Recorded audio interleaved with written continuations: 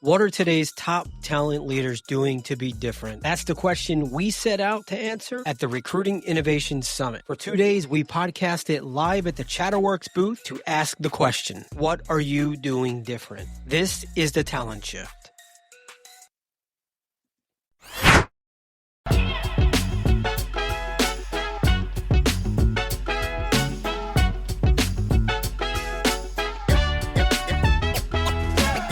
All right, so while we start with introductions, Sure. you probably need no introduction. However, would you please introduce yourself to the audience? I'd love to. And I struggle to do it either the same way or differently every single freaking time. But Well, hopefully you can find the right tools. the truth is, I'm a lifelong All right. learner. Thank you so much. Thank you. And, I've All right, said hey, that, and that's been my tagline for a long, long time, but I truly believe it. Fundamentally, as long as I still think I'm having fun, Right. learning something new every single goddamn day, I'll continue to do it. You told me one time, it's very early on in our relationship, you're like, I'm a student of the game. I just like learning. I just like understanding, and, here's the things that I've done to this spot. But, There's so many ways to do it. I'll tell you the one that I've found for me in my later years is I take a delegation, so I can bring together 10, 15, 20 people willing to spend a few grand to go to another country. Right. And we've been doing that now for a decade. So the last one was Israel. This year, we're supposed to go to Vietnam. Yeah. If not this year, we'll do it next. We're talking about Abu Dhabi after that. Yeah. But here's the thing. I love the fact that when we go, we're meeting with ministers of the government. Right. And we get to find out how they incentivize work.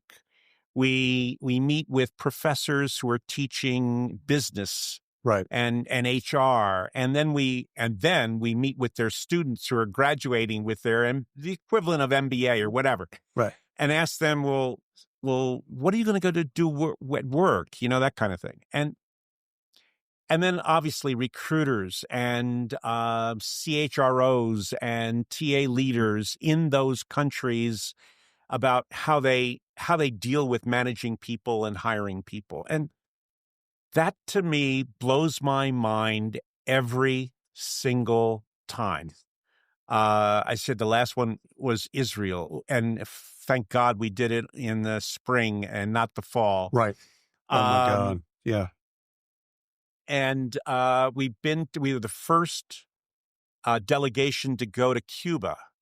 I remember. In 60 years from HR. Charney went to that, I think. Charney, yes. Charney. We won't. Yeah. We won't get there, Charney. How Matt, did you get I him love home? you dearly. But that was exceptional. And as Charney will tell you, our first meeting was with the Minister of Propaganda for Cuba. And what you learn, you go, oh my God, I never thought of that. How brilliant, So I love stepping outside the box, forcing myself to go, oh, really? Hadn't thought of it that way. Culture impacts everything we do, but we're in our culture, Right. that we never really see that difference until you step outside. So 100%. to me, that's kind of what I'm about. What have you heard over the last decade you've been doing this that has just blown your mind? I could talk about everything from, in Eastern Europe, where they are unlikely to ever allow people to come and, immigrate to their country. Right. And of course, we're getting like that. They have a problem in that their GDP goes down every year. Right. Because they don't have enough people. That's right. So how do they respond to that? Should they respond to that by allowing more people to come and perhaps work from different countries? Right. No. What we'll do is incentivize families to have more children so that long term, we'll be able to help you. So there's one country that offers 10% reduction in taxes for every child. If you have 10 kids, you don't pay taxes. Ooh. And I'm sitting there going, Yeah. what a freaking unbelievable, ridiculous idea. 18th century idea. But I'm not going to say anything other than listen politely. That's right. Yeah. And then when our, colleagues and peers are hanging out, we're going, real. Well, but then you go, wait a second. We do incentivize from a tax point of view in our country some similar kinds of things. And we do see pushback from single men and women who, by and large, have no kids or what have you. No desire in terms to have of, kids. So there are issues. There's a little of everything. In Japan, they lose 1 million more people than are born every year. Yeah. And in 2017, when they were there, they calculated by 2030, we would no longer can support the infrastructure we currently have, and the lights will go out. I mean, that's wow. It's a population. That's serious stuff. So, in China, India, every country I've been in, there's stories. I would love to, spend a couple hours just collecting some of those stories. And maybe one of these days I'll do that, but I just haven't had the motivation lately. I would say write a book, but you back in the day, I know you wrote. Back in the day, we did 8 books. You're out of the book. Lucked into selling a shitload of them. Yeah, you're out of the book writing business. I'm out of it. Yeah. It's a good time to be out of it, actually. So, okay, a couple things. Obviously, you get asked about AI. With what you and your company does and the colloquiums that you hold, et cetera. I'm sure all the practitioners are asking you for your advice and Chris's advice and stuff like that. And no names, no brands or anything like that, but just give us some ideas of the questions that y'all are being asked about AI. They're all the things that you think, but fundamentally we are behind. So no matter what they're saying, most employers, large employers particularly, are struggling with figuring out how fast to embrace, how fast to go forward, whether or not to spend the money and invest in training folks to start learning on their own. Because the truth of the matter is, AI is going to individually help everyone be able to build and improve what they do. And so we tend to be looking to vendors in an ongoing way to help us, redo our job descriptions. But, in 2 seconds with a couple prompts, you can be developing your own app to do that, which will be as competitive. So I tell them a couple things. One is that we're behind. And 2, you're bitching about the folks who are ahead, and that's the candidates. The candidates have learned how to use the tools to their best. Don't hate on them. Yeah. And you're hating on them without really just sitting and listening and trying to understand. I absolutely love how you just said, we're behind the candidates. Yeah. And we were ahead. So when the internet came in the 90s, everybody was going, oh, this ATS thing, it's really cool. Let's go get Personic and, Resumix and whatever. And so everybody is building these wonderful databases. Right. And what they forgot at the time was that the candidates were so far behind that as late as 2000, the largest number of resumes came in through mail. Yep. So when it comes in through mail and you just got 2,000 envelopes dumped on you, and you got somebody to open all those envelopes, stack all those resumes, and you gave them to the recruiters who now have jobs to fill, here's what happened.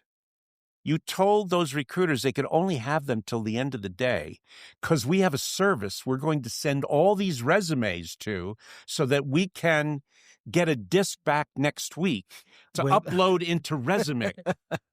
Is that a 3.5 inch floppy? So they were on five CD. and a quarter floppies. Yeah, 5 and a quarter. So what do the recruiters do? Well, they go, shit. Yeah. I'm zipping through this stuff like crazy. I see at least four good ones. Now you get 3 you know, forget all the rest of the stuff, whether anything's good or not. I just did my match. Mm-hmm. Yeah.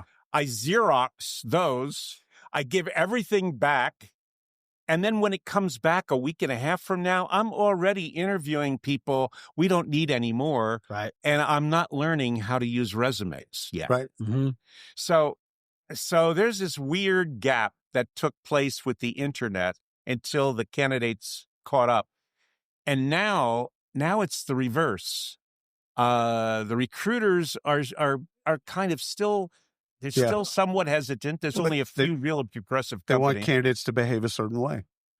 And so I tell them, look, I don't give a shit what your company says. You need to be spending hours a week in understanding these tools and technologies, and you need to be building your skill set and thinking and reimagining what's going on. It's going to be evolve over the next couple of years, but I love some stuff around that.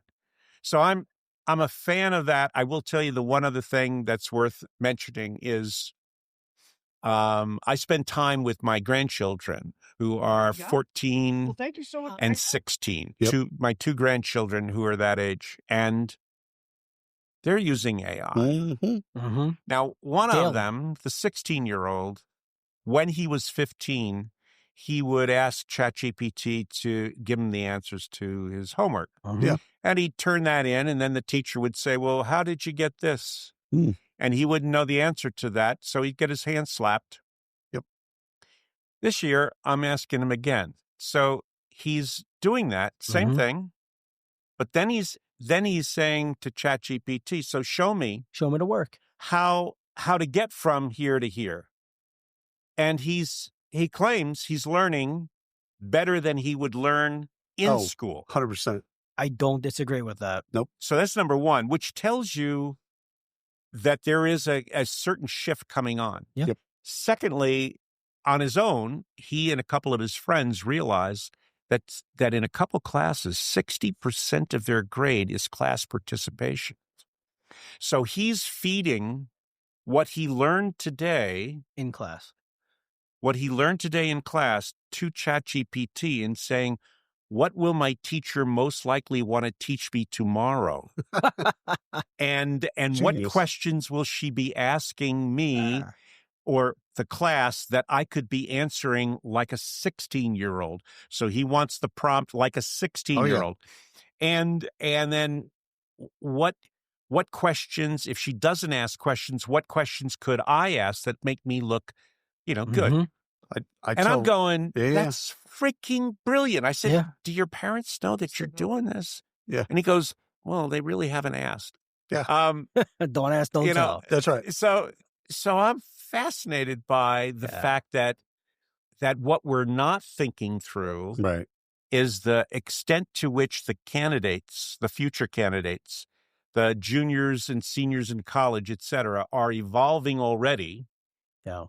That they're going to improve the way in which they make better decisions. 100%. I hope. Yeah. Which is a missing component to where we need to go. They don't need to make the same mistakes that we made. Yeah. Right. They're going to make mistakes. Oh, without a doubt. And they should on some level, hopefully not ones that'll end up in jail or things like that, but they should make mistakes. Yeah. And they'll just not the ones that we made. Hopefully they just make some different ones. I will tell you the one thing. I won't tell you what the outcome was, but because I loved it. But I did ask ChatGPT, Perplexity, to read everything it could find that I've written. Oh yeah. And then write my obituary. I did that. That was the first thing I did with ChatGPT. I love it. And then I woke my wife up.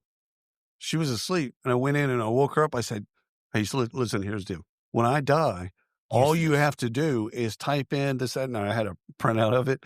And she goes, You woke me up I to know. this. I know. I hear you. Dude, that's Yeah. first of all, that's dark.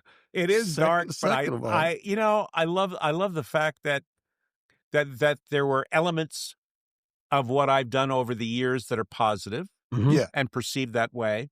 And there are some things that I can still improve on. And 100%. I just love the opportunity to better understand a summary of, Yeah. what you write about. So, Ryan I mean, it's will cool. ask, occasionally he'll ask, what would William Tincup say to this, whatever the bit is? Oh, yeah. And it's pretty close. It's pretty close. pretty close. I love it. Getting Mhm. closer. Yeah. So if you had to rate yourself based on what ChatGPT told you, 1 to 10, where do you fall? I fall pretty good. Yeah. I'm fine. All right. I I'm don't know where fine. I'd fall. I don't either. Yeah. Okay. So I know you got to get on to your next thing. So one thing I definitely wanted to ask you Sure. was you're here at Recruiting Innovation Summit. You've been a part of Dave's, Yep. conferences Right since they since the began. beginning. Yeah. Yeah. So what do you hope to get out of this? What do you hope to get out of this, Well, I think conference? excuse me. A couple things. One, and I think the most important is really I looked at just the speakers, like Glenn Cathy this Yeah. morning, Yeah. that kind of thing. Doesn't And Something- it's a really solid agenda with folks that can speak to what's happening today from whatever perspective. Some of them, and it's a good range of folks who are heads of TA, who are recruiters, who are training recruiters, who are doing a variety of different things from a consulting analyst point of view. And I can learn from all of that. And just by soaking it up, you start reflecting, on kind of where that is. And it either confirms or it makes me think about, ooh, I need to spend more time researching that or understanding that or asking better questions about that.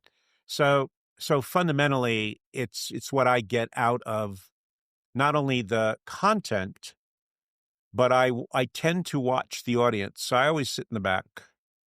And I do it purposely so I can stand up occasionally and watch the audience react to what is going on and see or kind of sense whether they get where that is. Right. And I think that's kind of that. I know that ERE has gone through a lot of changes 100%. over many years. I mean, they've been around for 25 years. Yeah. So I wanted to come. I haven't been to ERE in the last couple of years, and I really wanted to come and see how it's doing. And they've got I think a great turnout of a little over a couple hundred attendees, and I think it's a good group. Yeah. Some of them are heads of TAs, some of them are directors and managers, some of them are recruiters. I think it's a good group. Mm-hmm. So I'm just here to learn what I can, but I like examining what the space is doing to teach us, if Right. you will, if we're willing to show up, what's going on, and between ERE and some of the other conferences that are out there, and especially I've seen an improvement of some of the major players. So Right. like a Phenom or a Paradox, Mhm. their client meetings now increasingly have a lot higher quality content than they Right. did years ago. 100%. 100%.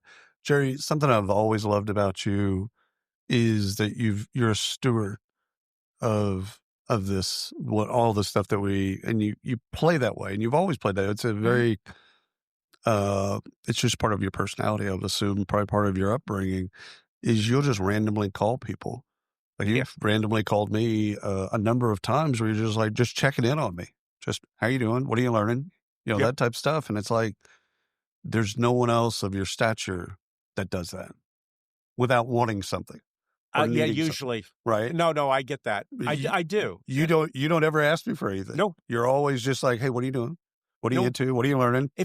I think that you need to touch base with all of the people whose windows that they look through are Right. different than yours. Right. So yeah, I will more than likely call you than someone who I think looks through the same lens that I do. Right.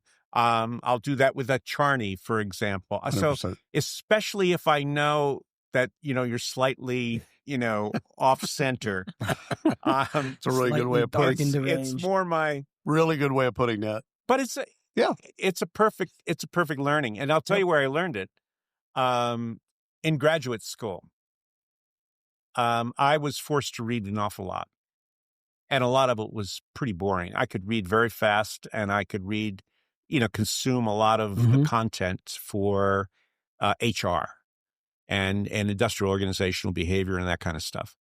But occasionally I come across, maybe, let's say 5 times a month, I would come across an article in HBR or something like that I go, oh, shit, what? That's brilliant. Oh, that lights up my whatever. Yeah. So I would jot down a couple notes and I would put it in an envelope to the publisher. So it would be sent to HBR, because there's no way that I, as a very poor sourcer, can find the contact information in 1975 No, you got from, of this author. But I send to the publisher. So I put the name of the author on it, et cetera, and then I put a stamp on it. I put it in another envelope with another stamp to the publisher with a letter saying, please forward this to the author. 2 months later, almost 100% of the time, I get a beautiful letter from the author. And now I know his address. That's right. Sometimes I know his phone number. Sometimes I know whatever, but he or she was always impressed that I'd go to the trouble of not only complimenting, but making a comment. And they would usually respond with a deeper insight on something. Oh, yeah, because I got cut down. And now I've got a conversation. So I got to know some fascinating people who were pioneers in HR. Many of them at the end of their whatever, but who are writing books about all of that kind of stuff. And now today, it's simple shit. Oh, yeah. Oh, yeah. I Almost can accessible. learn from you or from Shally or from somebody, Anybody. how to find some contact information, or I just ask somebody. So, Yeah. Do you know so-and-so? Yeah. I'll tell you, my dad, when I went to undergrad, my dad told me at one point, because I was asking him, how do I network? How do I get to know all these people? Because he was pretty well connected in his industry. And he said, you're going to laugh, but people love talking about themselves. And so he said, call, email, whatever the bit was, just call them and say, hey, I'd like to take you out, have coffee, and I just want to learn how you got where you got. Yeah. And almost 100% of the time, I would do that bit. I'd get to whoever the contact was. And it's like, I'm just trying to figure out how you got where you got. Yeah. So I just want to figure that out. And they'd say, come to the office. Happy to tell you. You know what I think we need now is some conversations with young people who have been out a few years, people have been out a lot of years, to talk a little bit about that. Just that issue, which is, how did you get from this point to that point? What was your thinking at this stage in life about, and how did the questions that you asked to make your decision differ? Because I think we're living in an era of uncertainty, and I think there's a lot of people who are considering change or in the midst of change. Thank you. That need to think a little bit more deeply about what's next for them. Some of it's forced change, being laid off and things like there's that. There's a lot of but that. they don't understand how to navigate the change itself. Right. I think the uncertainty is actually consistent. It's like change. Yeah. It's always change. It's Always. just whether or not your consumption of change. Can you consume change? And the three of us consume change differently. If we were talking about one thing, we all went vegan, we'd all consume that differently. I would not consume that. No, but I mean, like if your diet, if your doctor told you had to, The three of us on the same day would have to, we'd all consume that change differently. And so it's a personal journey. And so that change, no one likes change, but we consume change differently. I think there is a speed with which that change is taking place has increased. 100%. So it's accelerated to some degree. Oh my God. And as it washes over people who may not have a solid foundation, it causes a lot more anxiety 100%. Than with others. And so I think it would be helpful to have conversations that help people realize that there is a way of dealing with that, and that different people have dealt with it differently, consumed it differently, Right. etc. And in hindsight, would do something maybe Right. a little bit differently that people can learn from. You can learn from every conversation, something, if you're aware.